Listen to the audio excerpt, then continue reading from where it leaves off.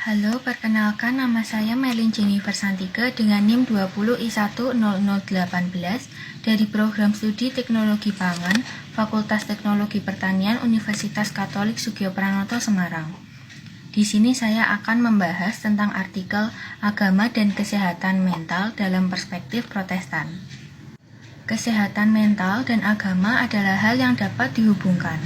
Terdapat beberapa penekanan Protestan yang dapat berdampak signifikan pada kesehatan mental. Seseorang yang menerapkan label Protestan dalam dirinya berarti terlibat lebih besar dalam kegiatan keagamaan. Psikolog menyimpulkan bahwa sebagian besar label religius hanya sekedar menyediakan identitas sosial, dan salah satu identitas sosial itu adalah agama.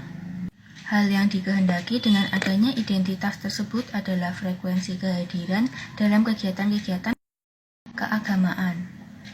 Keterlibatan seseorang dalam kegiatan-kegiatan keagamaan memiliki pengaruh terhadap perilakunya. Oleh karena itu, terdapat hubungan antara Protestan dan kesehatan mental. Tradisi agama tertentu akan memiliki dampak yang signifikan terhadap sikap dan kesehatan mental seseorang. Ada beberapa orientasi di antara beberapa kelompok Protestan yang mungkin mempengaruhi sikap terhadap kesehatan mental. Yang pertama, gereja Protestan fundamentalis di mana Alkitab menjadi sumber utama dan otoritas.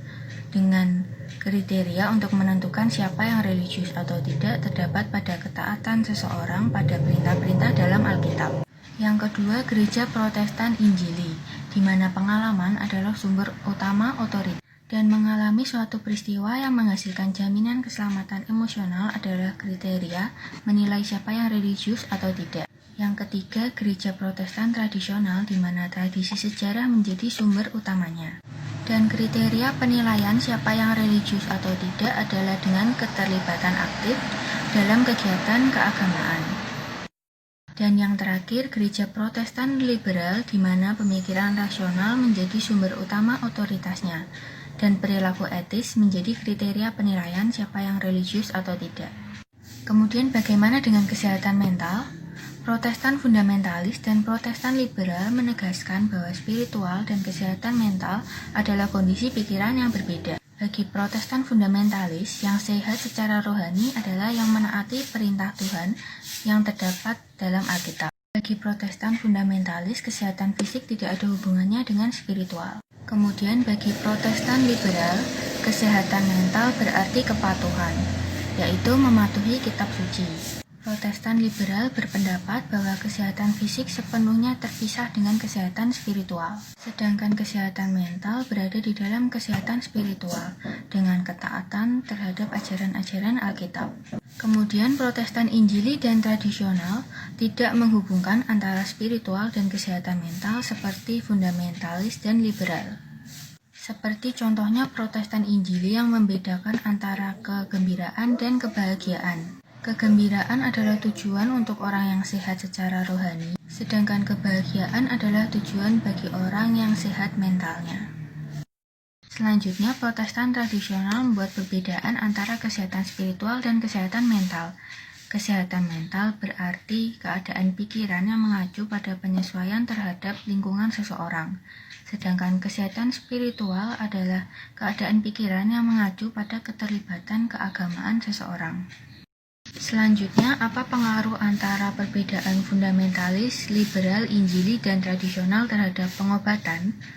Kesehatan mental dapat mempengaruhi harapan mereka yang datang ke konselor kesehatan mental. Para fundamentalis percaya pada nasihat yang diberikan oleh seorang konselor yang mendorong mereka untuk percaya dan setia pada ajaran-ajaran Alkitab. Dan mereka mungkin mengharapkan konseling dimulai dengan doa dan sumber kitab suci. Selanjutnya, kaum tradisionalis yang sedang menjadi pribadi yang lebih teratur, mereka ingin tahu apakah konselor tersebut profesional atau tidak. Kemudian, kaum liberal terbuka terhadap pendekatan, dan pendekatan dirancang untuk membantu mereka mendapatkan hubungan yang harmonis dengan tubuh mereka dan dengan alam semesta. Kriteria Alkitab menjadi sarana untuk mencapai kesehatan mental. Perubahan kesehatan mental hanya bisa datang dari pemahaman akan hukum-hukum kehidupan yang terdapat dalam Alkitab. Dalam pengobatan kesehatan mental, banyak orang Kristen yang mengharapkan konselor untuk berdoa bersama dengan mereka dan menghubungkan iman dengan penyembuhan mereka. Oleh karena itu, diperlukan keterlibatan agama untuk memberikan dampak yang baik bagi kesehatan mental seseorang.